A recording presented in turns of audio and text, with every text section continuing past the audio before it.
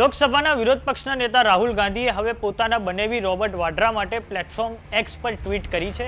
કોંગ્રેસ નેતા રાહુલ ગાંધીએ કહ્યું છે કે ઈડી દ્વારા રોબર્ટ વાડ્રાની સામે જે ચાર્જશીટ દાખલ કરવામાં આવી છે તે ષડયંત્રનો એક ભાગ છે. સાથે જ બનેવી રોબર્ટ વાડ્રાને સરકાર છેલ્લા 10 વર્ષથી હેરાન કરી રહી છે.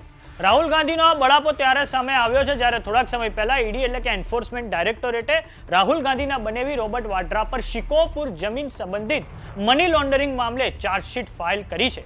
તો આવો જાણીએ શું છે આખો મામલો. નમસ્કાર, જમાવટ સાથે હું છું પાર્થ.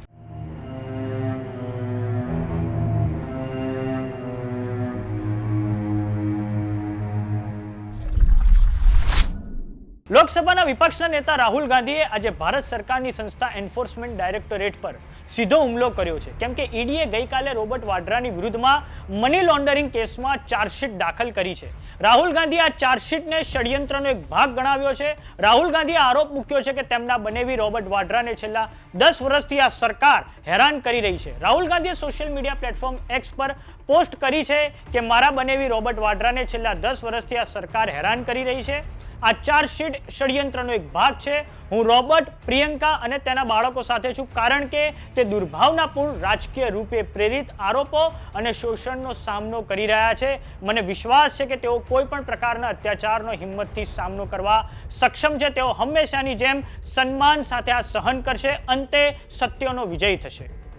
તો હવે કોંગ્રેસ નેતા રાહુલ ગાંધીના ઈડી પર કરાયેલા હુમલા પર ભાજપ નેતા તરુણ ચોગની પ્રતિક્રિયા સામે આવી છે, જેમાં તેમણે કહ્યું છે કે 2004 પછી 12 લાખ કરોડ દેશના ખજાનામાંથી લૂંટવામાં આવ્યા છે.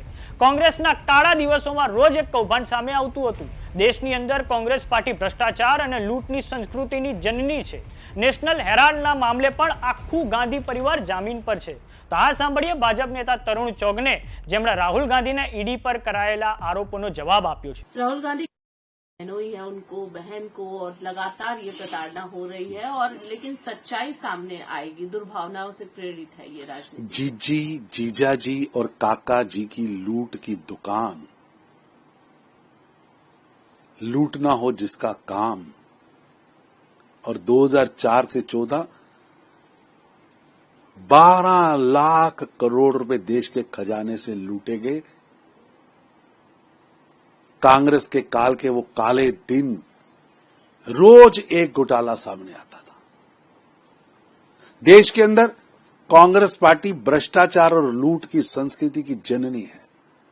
धोखाधड़ी और जालसाजी के आरोप में नेशनल हेराल्ड मामले में पूरा गांधी परिवार जमानत पर है, और देश के स्वतंत्रता के सेनानियों द्वारा बनाया गया नेशनल हेराल्ड किसने लूटा?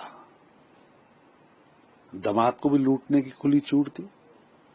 इसी कारण जनता ने हमेशा हमेशा के लिए कांग्रेस को सत्ता से बाहर कर दिया है, सजा दी है. पर राहुल गांधी अब भी अहंकार में, तानाशाही में जी रहे. હવે વાત કરીએ કે ઈડીએ રોબર્ટ વાડ્રા પર જે ચાર્જશીટ દાખલ કરી છે તેના વિશે. ઈડીની ચાર્જશીટ અનુસાર વાડ્રાની કંપની સ્કાયલાઇટ હોસ્પિટાલિટીએ હરિયાણાના ગુરુગ્રામ જિલ્લાના શિકોપુર ગામમાં 3.53 એકર જમીન ઓમકારેશ્વર પ્રોપર્ટીઝ પાસેથી ₹7.5 કરોડમાં ખોટા દસ્તાવેજોના આધારે છેતરપિંડી કરીને ખરીદી હતી. તેમણે લાગવગનો ઉપયોગ કરી જમીન પર કોર્પોરેટ લાયસન્સ હાંસલ કર્યું હતું. આ સોદો ફેબ્રુઆરી 2008માં થયો. તે સમયે કોંગ્રેસના ભૂપેન્દ્રસિંહ હુડ્ડા હરિયાણામાં મુખ્યમંત્રી હતા, જેથી મહિનો લાગતી દસ્તાવેજીકરણની પ્રક્રિયા એક જ દિવસમાં પૂરી થઈ ગઈ હતી. જ્યાં થોડા મહિનામાં જ રોબર્ટ વાડ્રાએ એક હાઉસિંગ સોસાયટી બનાવવાની મંજૂરી પણ તેમણે મેળવી લીધી હતી. તે સમયે જમીનના ભાવ અનેક ગણા વધ્યા હતા. જૂનમાં તેમણે આ જમીન ડીએલએફને ₹58 કરોડમાં વેચી હતી.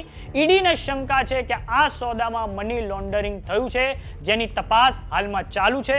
આ વર્ષે એપ્રિલમાં કોંગ્રેસ સાંસદ પ્રિયંકા ગાંધીના પતિ રોબર્ટ વાડ્રાની ઈડીએ પૂછપરછ કરી તેમના નિવેદનો નોંધ્યા હતા. તો આ બાબતે જે પણ અપડેટ હશે અમે તમને આપતા રહીશું. જોતા રહો જમાવટ. તમારું શું માનવું છે રોબર્ટ વાડ્રાને લઈને અને ઈડીએ જે ચાર્જશીટ દાખલ કરી છે અમને કોમેન્ટ બોક્સમાં લખીને જરૂર જણાવો. જો તમે અમને યુટ્યુબ પર જોઈ રહ્યા તો સબસ્ક્રાઇબ કરો. જો તમે અમને ઇન્સ્ટાગ્રામ અને ફેસબુક પર જોઈ રહ્યા તો ફોલો કરો. નમસ્કાર.